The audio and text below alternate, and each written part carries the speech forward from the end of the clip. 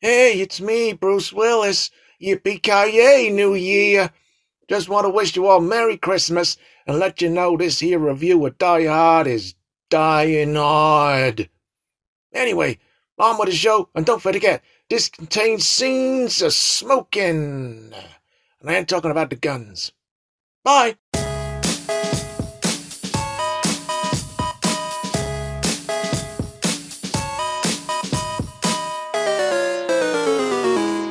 Hello, everybody, and Yippee Ki-Yay!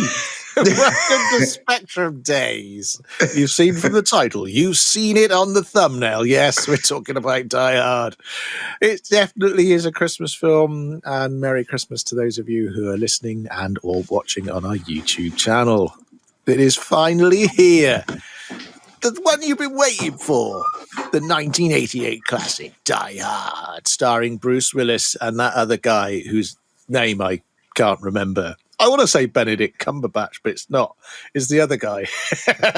It's the proto Cumberbatch, the guy that came before him, the guy that made Cumberbatch's life possible.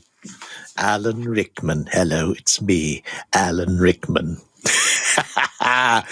So, yeah.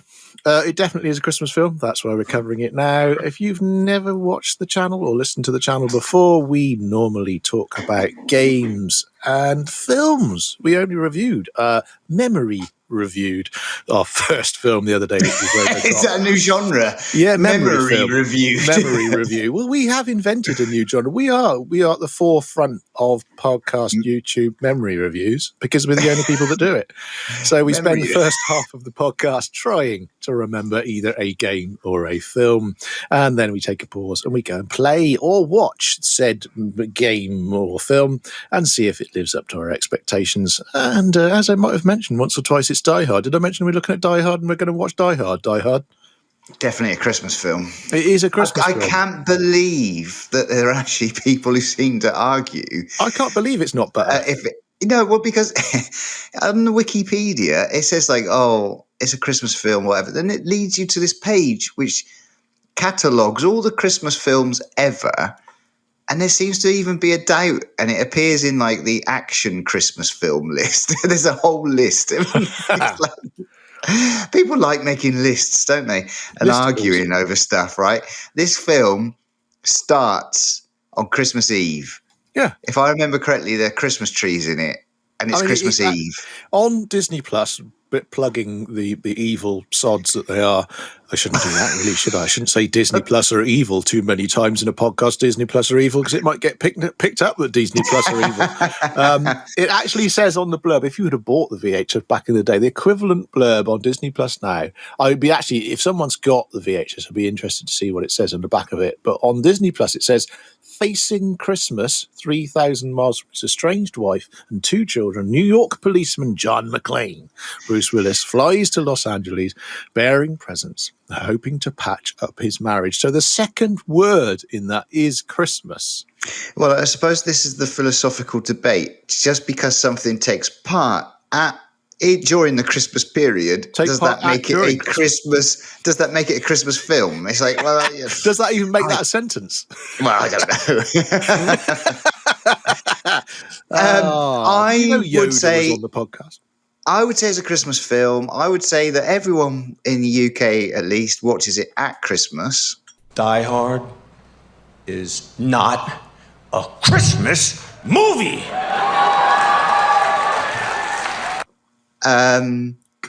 It's a Christmas film. It's on Christmas. Is it on Christmas Eve? Have you got your Radio Times? Have you got your Radio Times in front of you? I bet it's on. It will be Flash Gordon. Carry on, Campbell. Flash Gordon's always on Christmas Eve, isn't it? Or New Year's Eve. Yeah. Great Escape. I can't remember. Great Escape. Well, that'd be good too. But yeah, so I don't understand why they're arguing. It's definitely a Christmas film. It starts Christmas Eve. YouTube videos and Reddit threads and say what? Clickbait, isn't it? People like an argument. They like an argument. I bet our thumbnail says something to the likes of, is it a Christmas movie? The film. So Yeah, as you say, we do like to do memory reviews, reviewing our own memories, and Memorviews. yeah, this does seem to have come out in July 1988.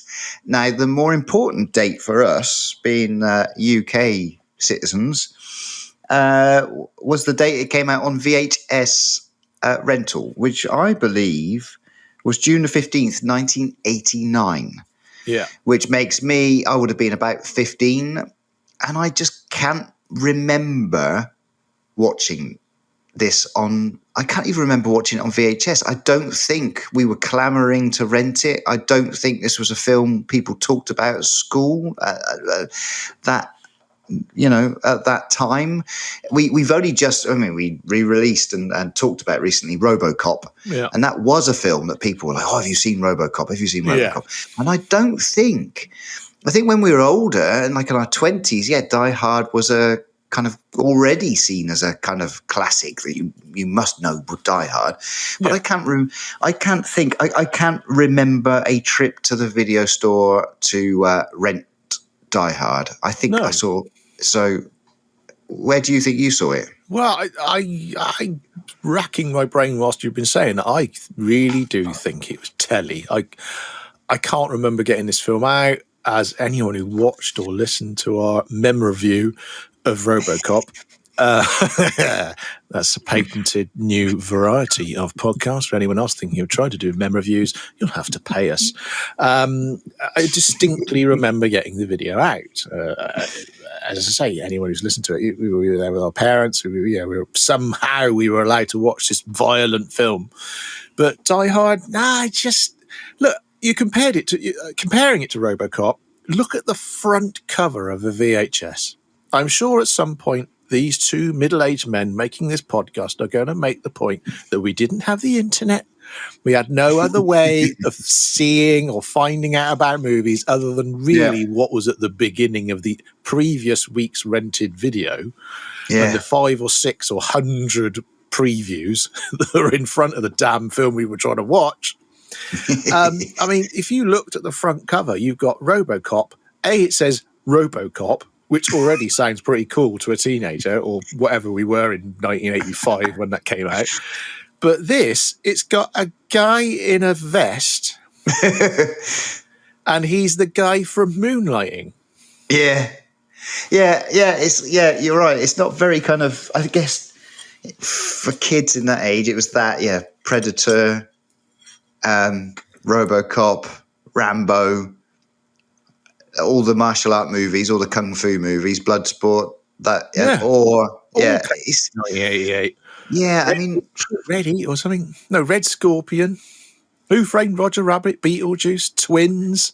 Yeah, I don't know how cerebral Die Hard actually is. I can't remember. It's not. I don't think it's that complex or anything like that. But it's maybe not the kind. It's not so cartoony. Well, he hasn't got a big Conan the Barbarian sword on the front cover, has he? You know what I mean? He's not got his rippling muscles out, or he's almost bald, right, in the film. Well, he's fallible. Yeah, So it's a marriage breakup. To massive spoilers here. We are going to spoil the film. Anyone watching our mem review, patented. It's very much about a flawed character, and as it said in that blurb, there he's sort of, he's not even really going home. He's going to her home. They've sort of split up. Yes, so it's a redemption story, right? It's him. He's, like you say, he's a flawed character. He's not this cartoony hero of like the Schwarzenegger films or whatever. He's a cop. He's a cop. He's almost balding. He's a bit of a loser, I think. Smokes. So it's kind of like it's like a redemption story. I He's think. married to the job, I tell you. Yeah. So he's gotta get things done. A lot of paperwork. So I can't even really. So I can't remember. I cannot remember the first time I watched it. I don't have a really strong memory about that, but I know I have, and I'm pretty sure I've seen it. I don't know, maybe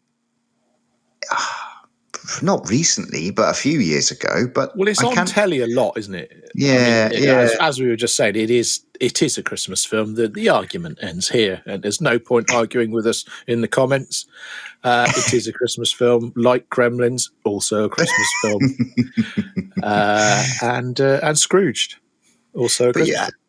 yeah, And The but Muppet Christmas Carol, that's a Christmas film. yeah, they are Christmas films. But I would say my first memory seems to be I've got more of a memory of playing Die Hard trilogy on the PlayStation 1. Good game.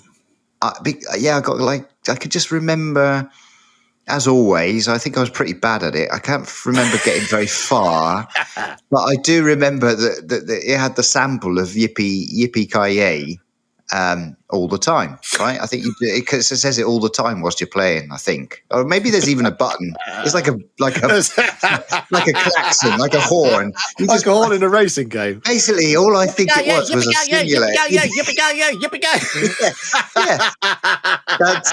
Yeah. And I don't think in the game, it has the next bit, which I think he might say something else, like Yippee Ki-Yay Muddy Funkster. That's it, Muddy Funksters. Which, by the way, if you're a fan of the 80s, 90s hip hop band Collapsed Lung, one of the founding members of that did have a short-lived hip hop group called the Muddy Funksters. They were great. I had a flexi disc. Not as good as Mr. Bungle. No. Mr. Bungle. Yeah. Mike Patton. That's a good album, that. Which one? I think it was just, wasn't it the eponymous first album? Wasn't it called Mr. Bungle, the first one? I just called Mr. I can't Bungle. remember now. Yeah. I'm more of a Faith No Girls More of fan. Porn. One of the tracks. Really? I think so. I'm making that up. You're making that up. You've never mentioned Mr. Bungle before. Haven't I? No. I didn't live through the same era as you. Yeah, I wonder if it had anything to do with the TV show Rainbow. Oh, wow. Listening to it, that wasn't the vibe I got from it, no. Mr. Bungle. Mr. Bungle's better than Phantom. What is he talking about, Zippy? So I don't know, George. Lots back to Die Hard. So I think it was a good game on PlayStation 1, right? And I can't even. It's funny. It's like I was in my 20s there, so I should have better memories of the PlayStation 1 than I do of the Spectrum. But I seem to have a little bit of a gap. I can't even remember. I can't even remember buying the PlayStation. I can't remember how I got the PlayStation. I can remember the game, though. I can remember playing it in some sort of summer holiday or something. I don't know. Yeah, by the time we were in our 20s, we could afford drugs. It's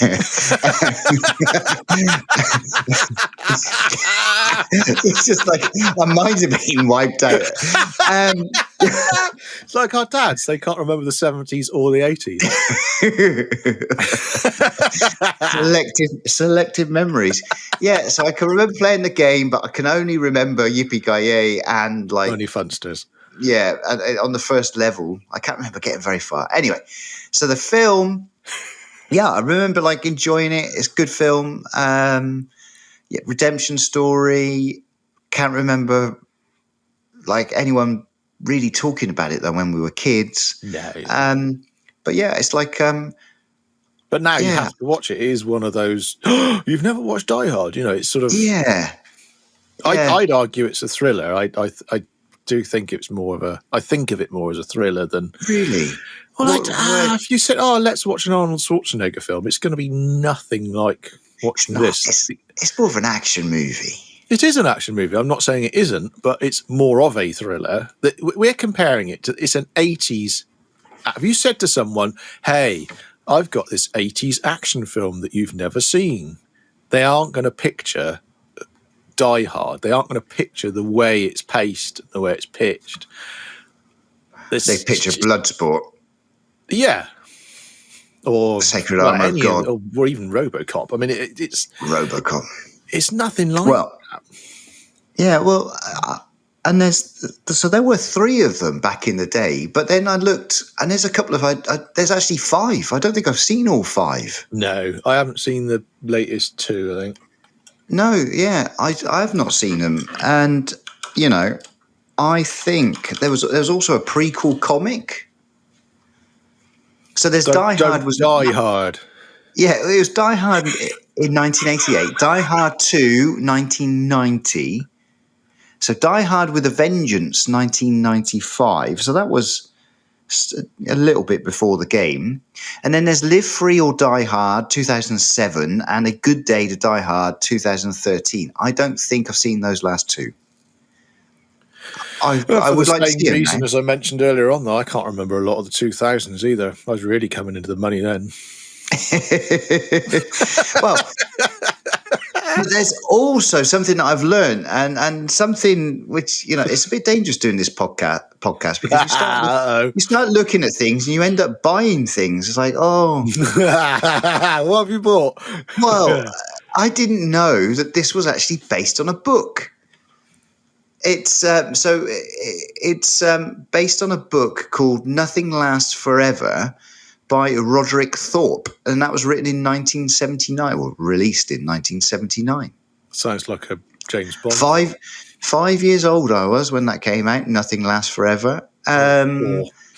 Yeah. Unfortunately, Roderick Thorpe passed away in 1999.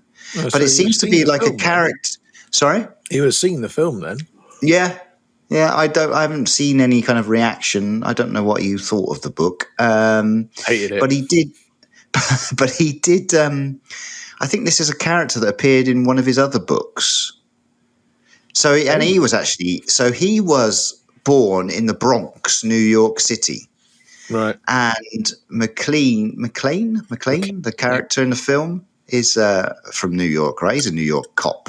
Oh, he's a New York cop, yeah. So it's interesting, right? So I didn't know. He's got to get a lot done. Got to get a lot done. The DA breathing down his neck.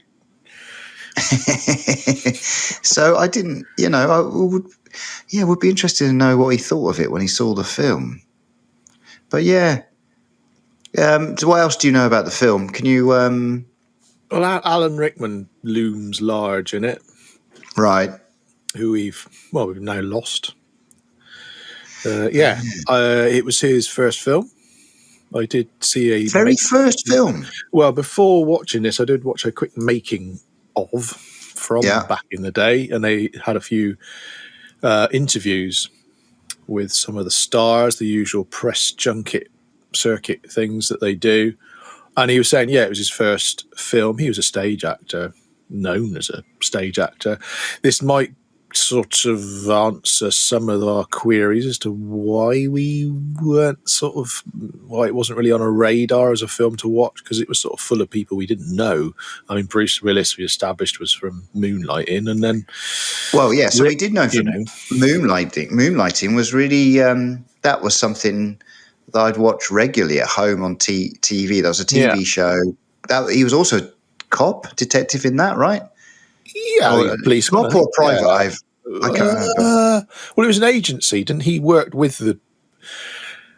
Who was it? Who was the female? I want to say Kirstie Alley. I don't think it was. I can't remember the name of the female lead he played opposite, but I think they worked together, didn't they? I think they were in the same office. And wasn't that quite surreal? Didn't it have lots of funny jokes? I remember an episode where he's a baby, I think possibly in her womb, and they do a lot of filming from the point of view of him being inside her through her as a baby, and she loses the pregnancy, and he's having this conversation with God and gets taken back out of the room. Yeah, I mean, I'd really like to rewatch it. I'd actually like to rewatch that and do that on the podcast. But yeah, if listeners have never seen Moonlighting, it's a real departure from the normal sort of. I mean, it was sort of a sitcom, but in a weird kind of way, it was almost like X-Files in the sort of weirdness. I'd like to watch it. Why don't they have I'd like to see new X-Files. Well, they did redo it, didn't they? With the original Did they? David Doodly and whatever her name is, didn't they redo it? I thought they did a new I don't know. series of it. Well, I'd like to see some more good ones. Yeah. But yeah, I mean, I really liked Moonlighting. Al Jarreau did the theme tune. Good old Al Jarreau. But I mean, Alan Rickman, yeah. So you had a TV star TV star, I suppose you could call him a star. I think Moonlighting was the only thing he'd ever sort of done that anyone knew him from. So you had a guy who was playing a not exactly action hero styled star in a TV show, and then was picked to play really an 80s action type thriller film that normally wouldn't have gone to someone like him. And again, in this making thing, he did say he had to work out for the character to be able to play it, because again, it was de rigueur in the 80s that you had to be of a certain type, fitness type, to be playing an action character. But Yeah, Rickman, I mean, crikey, as playing a baddie, it was simply, I suppose, that he was English, and that was kind to be you would typecast as a baddie. But he doesn't he act as a German? Well, I think he's meant to be, but I don't recall him speaking with a German accent. Oh no, I do. I do. I mean, I could be wrong. Anyway, so I've bought the book. If we were talking about that, you were talking about the actors in the film, and we've talked about it being Christmas. It is definitely a Christmas film. Yes. Yeah, definitely a Christmas film. We talked about that we don't even remember when we first saw it. No, not a clue. Television. Did you play the PlayStation game? No, I'm very aware of it because it's one of those ones that does the rounds on YouTube channels. Really? Yeah, it's I don't really know why. I don't really know why. It's regarded as one of those sorts of games you have to sort of play and stroke own on PlayStation if you're sort of putting together a collection. So it's sort of up there as being one of those famous games. I don't have it anymore. Of course, you probably had the collector's edition that you threw away when you moved house for the 10th time. So there we are, folks. I think it's probably time we went off and watched. What are we doing? Die Hard. So yeah, if you'd like to join in with us and watch Die Hard, we found that it is on Disney Plus. Not that we're plugging Disney Plus because they're not sponsoring Disney Plus us at all. Well, if they'd like to sponsor us, we will plug them. But yeah, I'm going to watch it on Hulu here in the United States of America. And I'm in the UK. I should be watching it in a small dark room. Chris will be going to... I've rented out a cinema. That's just been cleaned by one of his slaves. So yeah, if you'd like to join in, take a pause now, go off and watch it and come back and see if Die Hard does indeed live up to our mem review. Is that what we're calling it now? Mem reviews. See if it really does live up to our mem reviews. So yeah, do that thing, and we'll see you in a minute when we've watched it. I'm not drunk. Yippee Ki-Yay Muddy Funksters. And we're back. Did you go off and watch Die Hard? Are you a Die Hard fan of Spectrum Days? We certainly are, and we certainly did. Good old Disney Plus, not sponsored by Disney Plus, but would like to be. There was a lot of snow in this film. Some of it went up. Oh, it's definitely a Christmas movie, isn't it? I mean, it's so merry. It's so merry. It's one you could sit down watch with the kids. Christmas morning, Christmas afternoon, Christmas evening, Christmas Eve. Any day. I might even put this on Christmas Day when my parents are here. Yeah. I mean, it's definitely a Christmas setting. No wonder people discuss and argue about this, if it's a Christmas movie or just a Christmas setting. It's Christmas. I've literally got a Christmas song in it. True. Let it snow, let it snow, let it snow. It's like that, but with a tune. Yeah. Merry Christmas, everyone.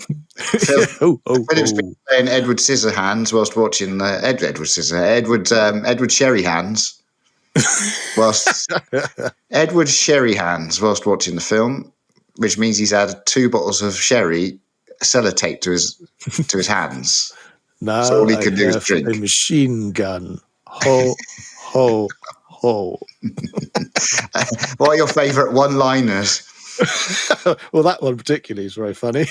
I quite like that. So our there's loads.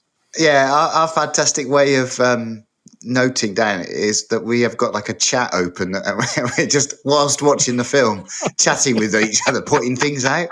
And it's funny how The first thing I noticed when you start it on Disney Plus, you get in the corner, it gives you a sort of warning about what it may contain. And it says contains tobacco depictions. It's like that's the worst thing in this film. It's the tobacco depiction. Yeah. Him jumping off a roof with a fire hose wrapped around his waist, landing and smearing blood from his cut feet all over the glass before shooting through it. That's not worse than the tobacco. What was it? Tobacco use? Don't smoke, kids. Well, Okay, Mickey, you do say that, but if I shared this chat, everyone would see that you and me both pointed out, smoking. The first thing we noticed. Yeah, it starts off with John McClane, the Bruce Willis character. He arrives in LA from New York on a plane, and he's smoking whilst he's waiting for his luggage. The moment he gets off the plane. Yeah, the moment he gets off the plane, first thing he does. Both of us message each other, smoking. And for the rest of the film, he smokes the entire rest of the film. That is so strange because now smoking is so strange. I got to say, I did see a lady smoking in the street the other day. I was thinking, that's strange. You notice it now. Yeah. That's the funny thing. What's in the old days? Notice it. No. People used to smoke in the office I worked in. Oh. But before we see him smoke, of course, now it's interesting watching a movie like this. When I'm watching it like this and thinking that I'm going to have a discussion about it, maybe I'm paying more attention. Or at the same time, if I did see this when I was 16 or whenever it was, I just didn't pay so much attention. But now, of course, we knew that at some stage in the film he would lose or take off his shoes and he would cut his feet, right? So now when he's on the plane and he's nervous about being on the plane, and the guy says to him, the best technique is to scrunch your toes up into a fist. And take your shoes off and feel it on the carpet. You think, wait a minute, they're planting something which will have some sort of importance later. There's a lot of callbacks in this. Yeah, I like it. Yeah, because the whole theme of him being a cowboy as well, the Yippee Ki-Yay, and then at the very last scene, the way he's taped the pistol to his back and he draws it as if it's like a gunslinger, right? So he blows across his pistol where he shot. So it is like 2 bullets left. Yeah, it's brilliant. And the watch. You pointed out the watch, didn't you? Yeah, the watch. Yeah, brilliant. Yeah, you're right. Reference. Yeah, because there's loads of them. Really sleazy bloke has gifted McClane's wife a Rolex, and he's like, and when McClane arrives at the party, and he's like saying, she deserved it. Are you embarrassed? It's a Rolex. I bought you a Rolex. And it's like, and at the very end of the film, the last Hans, the leader of the the thieves, has grabbed hold of her as he's falling off the building, and it's like there's a secondary thing. Oh, he's going to pull her off as well, and you just see the watch, and he's like, "Oh, yes, the Rolex." So then McLean John McClane just like gets rid of the Rolex, and he goes, and also Al as well. The little story with Al about why is he not a street cop anymore? And I made a mistake. I accidentally killed a shot kid, and then at the end, the extra terrorist arrives and Al's there, draws his gun for the first time in 15 years or whatever it is. And takes care of the last hostage. So I do love those things. I do try and pay attention a bit more to those sort of things in books and things as well. Now, the concept is just, you're laying all these little traps, or not, I don't know if they're called traps, but you're laying these little things which will then have an effect later on in the story. I wonder how many. There's so many films I've probably watched and I've just never picked up on those sort of things. But today I was paying a bit more attention. Well, they're good. They're It was good plot devices to make the plot audience devices. feel That's it. Yeah. smart. You know, Yeah. they're Oh, callbacks. it was just there to make me feel smart. Well, it does. I was feeling pretty smart. It makes the audience go, "Oh yes, they said that. Oh yes, they referenced that. Oh yeah, I remember now." You know, it was good. It keeps you involved because, as we pointed out at the beginning of this, it is a much longer film The than RoboCop. Probably 40 minutes longer, 45 minutes longer, which is quite a lot.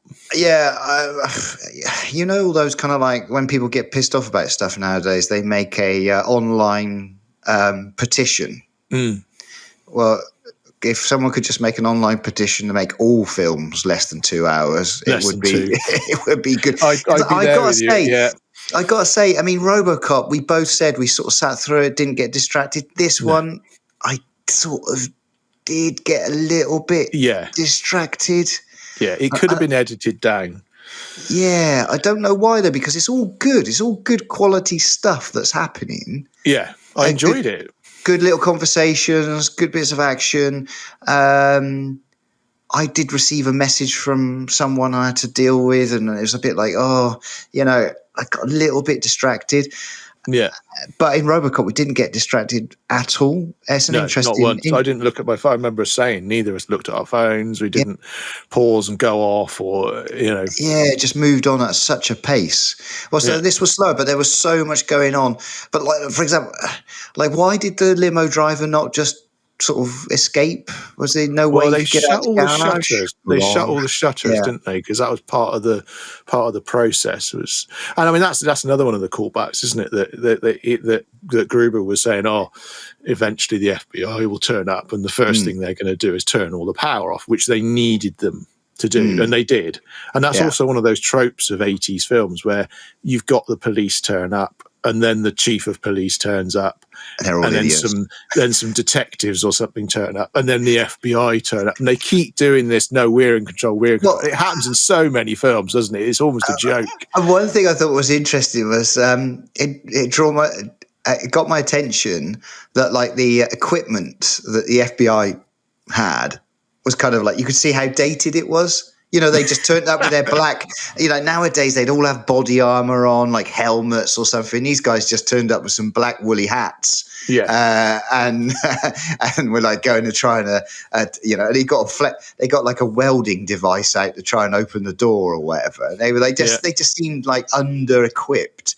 And then then those two other FBI agents turned up, and one seemed to be like an ex-NAM guy, and he was like, "Oh yeah, he got the sniper rifle out as well." Yeah, I'll take him out. You know, it's like what? Just doing whatever you want to do. McClane tries to sort of let them know he's there, doesn't he? And let the police. He's tried to call the police. He's trying to let everyone know what's going on right at the beginning. He realizes what's happening, and tries to call the police, and they don't believe him. So you've got that, which again is sort of used in films where someone tries to call something in, and they don't believe you. Get off the line. You're wasting our time. Yeah. And as he throw, I think one of the lines, isn't it? What do you think I'm doing, lady? Ordering pizza. She goes, this is an emergency line. Get off. What do you think I'm doing? And then he throws a body out of the building and lands on Al Powell's police car. Yeah. That's a great way of getting someone's attention. Yeah, Disney, again, still worried about the tobacco depictions. Well, yeah. You were saying that because he does say Yippee Ki-Yay, and he does say the Yippee Ki-Yay Muddy Funkster. Yeah, and you said that you seem to remember that you'd seen it on the TV. It suddenly occurred to me. I thought, I very, very definitely, as he was saying that line for the first time, I think he says it twice, or certainly Gruber says it at the end. Yeah, exactly. But that first time he says it, I thought, in my head, I can hear Money Funksters or Monkey Funksters. And I'm now pretty sure our discussion at the beginning has been confirmed that I must have watched this on TV first, because that's what I can hear when I was watching it now.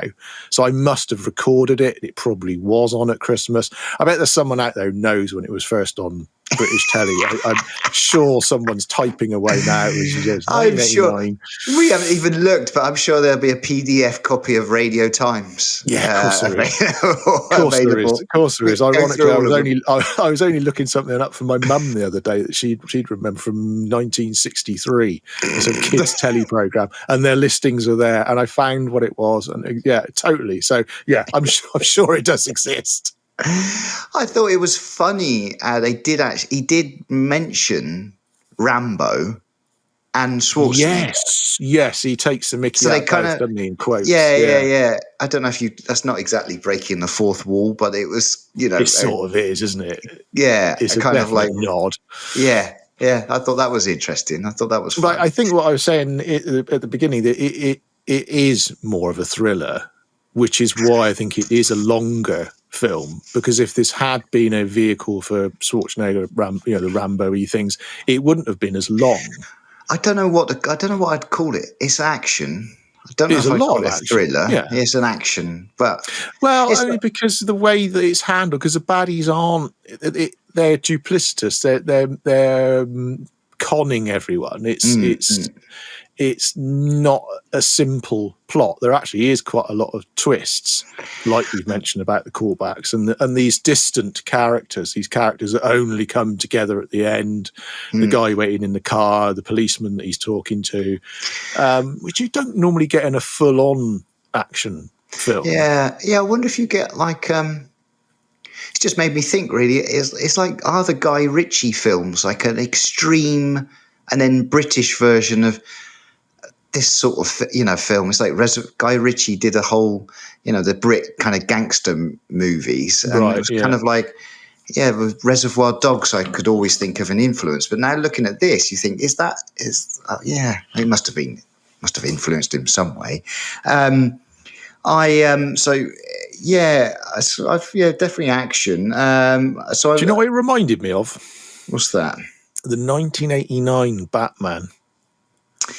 1989 Batman. So the Michael Keaton, what I consider Batman, the proper real Batman. No. The proper real Batman is Dark Knight. No. Oh my God! Let's just stop this right now. No. We'll never speak again. Come on! Oh, Michael Keaton's just so. No, it's so kind He's of like. Batman. He's the Oh, best. come on! The 1989 Batman. Yeah, I think you'll find the internet agrees with me here. Oh, come on! Dark Knight.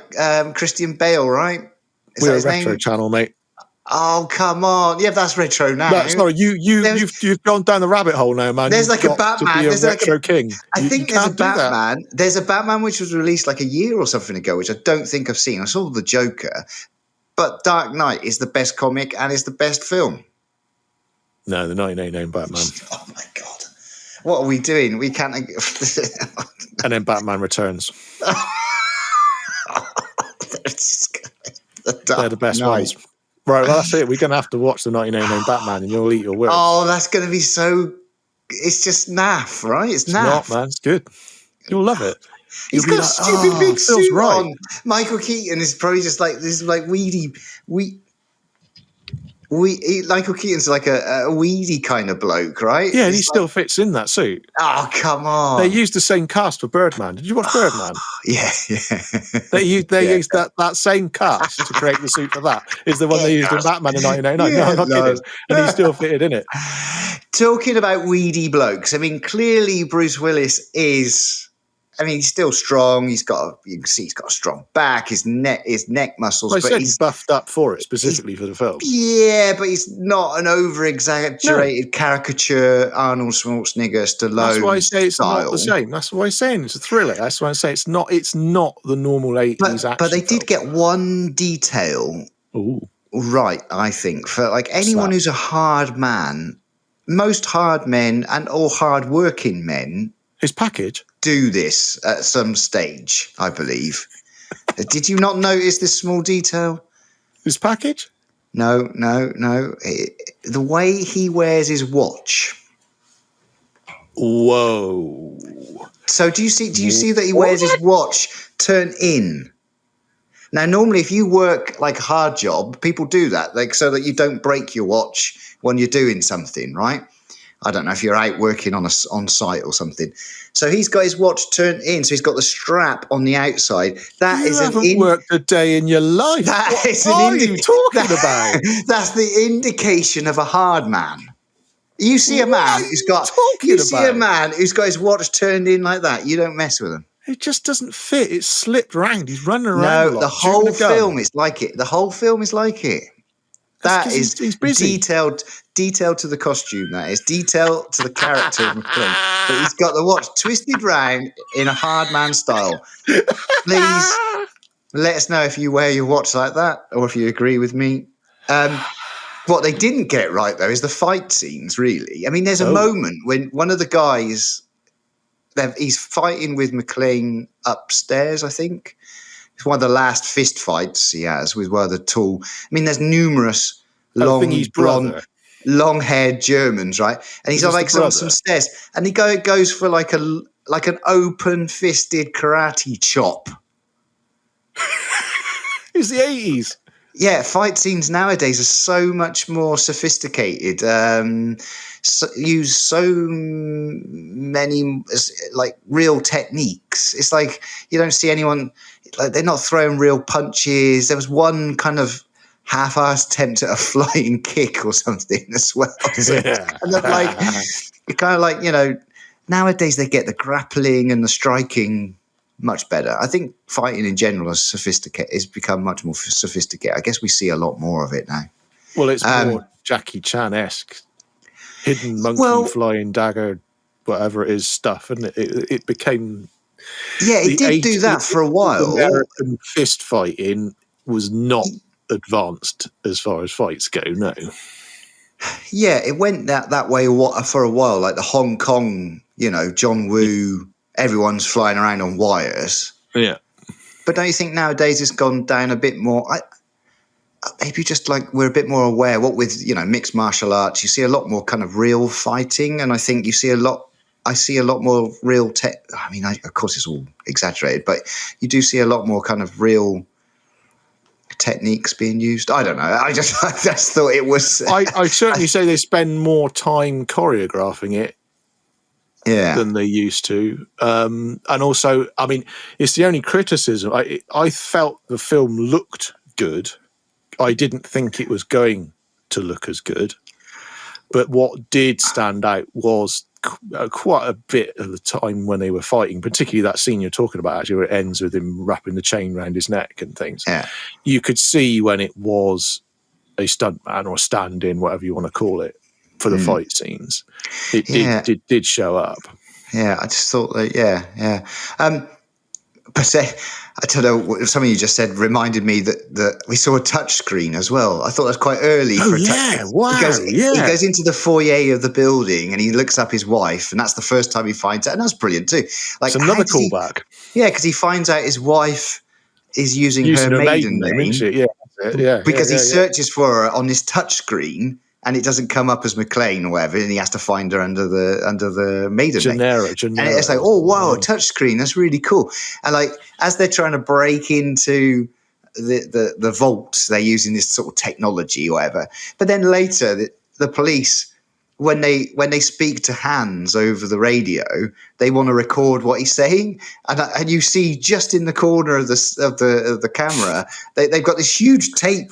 They got this huge tape, reel to record it. It's like, what? They got a touch screen there. They've got this technology, and then they haven't even got like a small cassette. He's got this huge tape to tape reel. That might even have been deliberate to sort of point out that the bad guys were more advanced than the police, because they did also sort of make that point again, didn't they? Because McClane tries to warn them when they bring the tank in to sort of penetrate the front door. They use some quite sophisticated weaponry to blow it up. Yeah, well, then when they go, get the car, go and get the car. Oh, wow, it's going to be something awesome. They got like this armored vehicle that the police have somehow got hold of, right? And then the bad guys shoot two missiles at it. I guess, was that impressive at the time, that armored vehicle? I don't know. As I say, that's what I wonder about that reel-to-reel thing. I mean, good point. there's no one would carry that around in a vehicle. There is no need for that. We're talking 1988. They had perfectly good tape players, normal-sized tape players that would record stuff. They did not need a reel-to-reel. I don't know why they had that. No idea. No idea. Very strange. And there was I don't think they would do it now. Maybe it would be seen as sexism, I suppose. Although it just shows his character, right? But he runs through the stairwells or something, or he's down in the basement or something, and there's like a page 3 kind of a topless model calendar or something, and he runs past. He goes, "Hi, girls," or whatever, and like taps as he runs past. But apart from that, I mean, the rest is a little bit like what we said in RoboCop too. I mean, his wife is. There's no kind of over sexualized. I don't think. I hope. There's based. There's no kind. I mean, there's a love story in that he loves her and they're having a problem with their kind of marriage. But there's no. But she's smart. She's a smart, strong. Yeah, she's the boss and plays her part in the film. She's not the helpless princess that Mario has to rescue in the games or something. Yeah, she does play her part. Yeah, and when he's talking to Al, saying, "Well, if I don't make it out of here, just tell her that I'm sorry," right? That he should have supported her. He should have supported her more. He told her thousands of times that he loved her, but he'd never said sorry. And it was good when he goes.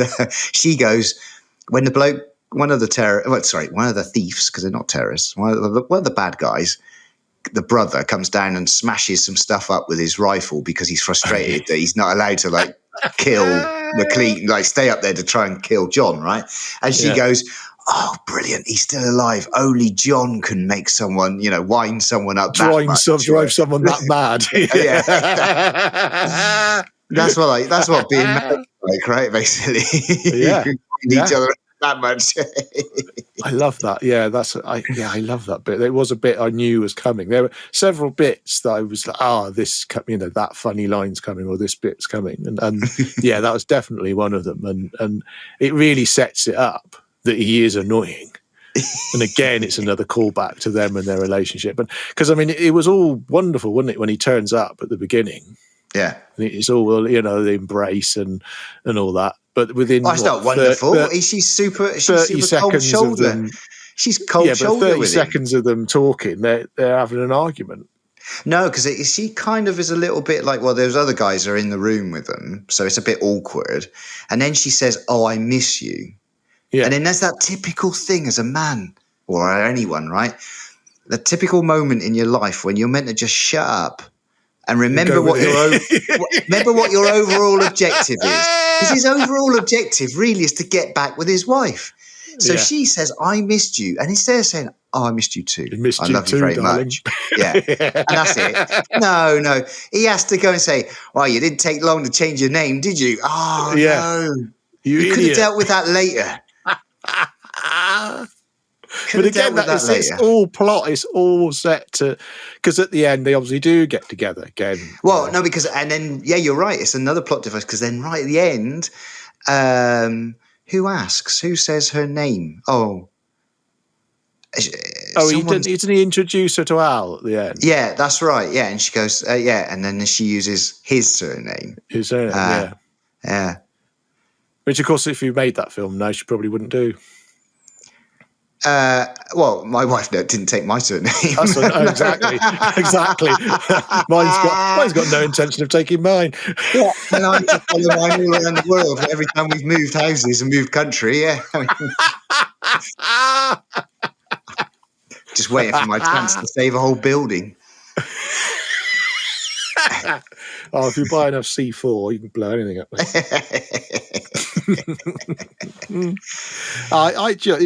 It's a really good film. I really enjoyed it. I mean, I know you were saying that it's perhaps a bit too long, but that's because our bladders aren't 18-year-old bladders anymore.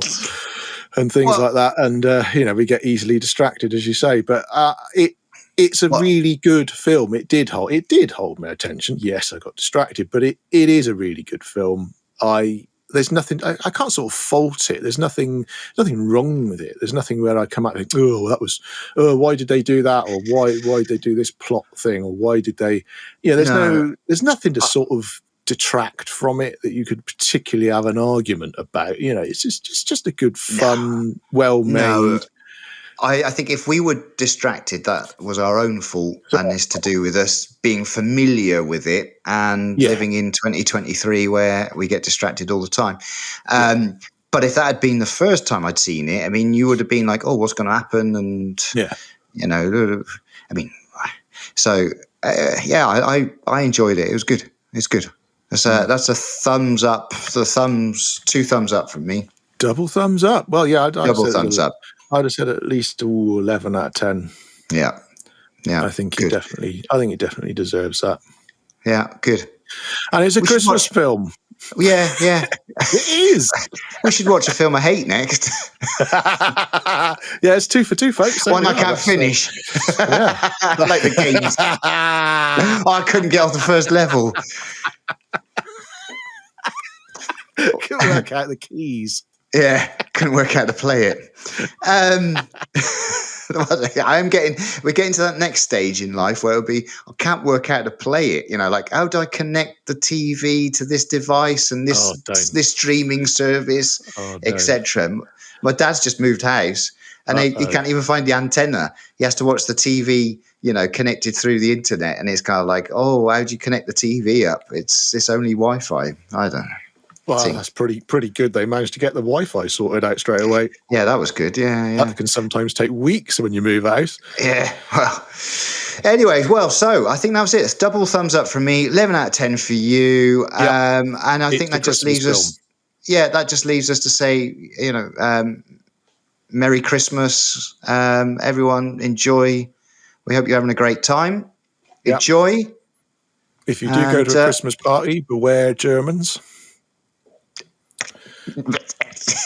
If they've got guns. I mean, not Germans in general, but Germans with guns coming into the building, wanting to steal your bearer bonds. Why did they speak French for a bit as well? At a couple of moments, they spoke French. Well, I did say to you in our first half of the excellent Memorview podcast that they're different nationalities. They're a mixture, aren't they? They were mostly German. And who do you recognise the actor who was acting as like the security guard downstairs? He does look familiar, doesn't he? But there's quite a few people in it that look familiar. He might have been a wrestler. He's played that same character in other films. I am sure he has been a policeman in other films, that guy. I bet if someone can put it in the comments and let us know, I'm sure he's been that exact same policeman in other films, and not just other Die Hard films. I got a feeling he does come back in one of the other films. Really? I'm going to have to watch the others now. I might watch those the two new ones. Oh, no.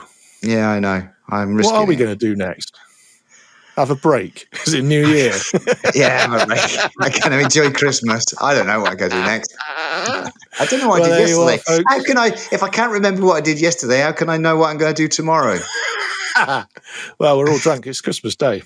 Yeah. I suspect we've got to go off now and watch the King, sorry. Yes. The Queen's dead. Long live the King. So, yeah, we've got to go and do that and unwrap some more presents, or wrap some presents if it's a bit last minute, and that's what we're doing.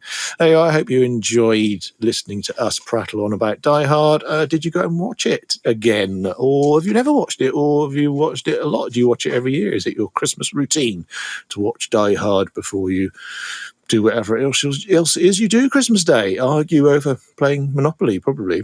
Please do let us know in the comments. Thank you for subscribing and enjoying listening to us this year. It's been a good year for us. We've enjoyed doing it. We'll hopefully see you in the new one. I can't believe it's going to be 2024. That means, if we look at things from 1984, that will have been a long time. According to my excellent maths. There we are, folks. We'll see you all soon. Merry Christmas. Merry Christmas. Ho, ho, ho.